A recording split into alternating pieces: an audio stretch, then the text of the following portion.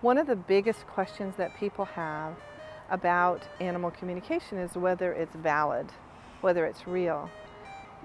I had that same question myself when I learned how to do it, and because I come from a scientific background, I did experiments to prove to myself that it was real. So I would talk to animals, ask questions, go to the animal's person and say, is this valid? Do you know that this to be true for the animal? And in that process, I was able to convince myself this is real. They say that people are just reading the body language of the animal.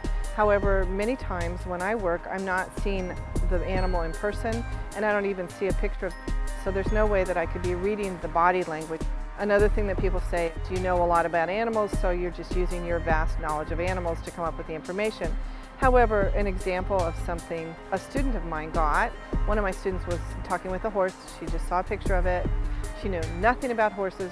And the first thing that happened was that the horse showed her a picture of a tattoo on the inside of its mouth, a number, and then it started complaining about how people made it a slave and put this number in its mouth. And the lady was like, what on earth is this horse talking about? I have no idea what this is about. She went back to the owner and said, look, this is what I got from your horse. Does this mean anything to you? And the man said, oh, not again. And apparently the horse was a racehorse, had been tattooed in the mouth, and had been a racehorse for many years. And then this guy had taken it off the track. And he said, every time I have my horse talk to an animal communicator, he talks about the same thing, the tattoo and how he was a slave. And he said, he's not a slave anymore. He's got a great life. He should get over it. And so that's just outside of her base of knowledge. She couldn't have made it up. When you get things you couldn't make up, that gives you a sense that this is really something valid and real. Another example is a student who was talking to one of my horses just without a picture, just from a description. And she kept on saying, all I can see is one eye. All I can see is one eye. And I said, well, that's because my horse only has one eye. But with Peanut, I'm just going to give first impressions about him. So one thing I'm getting is a feeling that he kind of thinks that he rules the roost. He does. He thinks he's in charge of everybody. He doesn't like men. He didn't like anybody but me.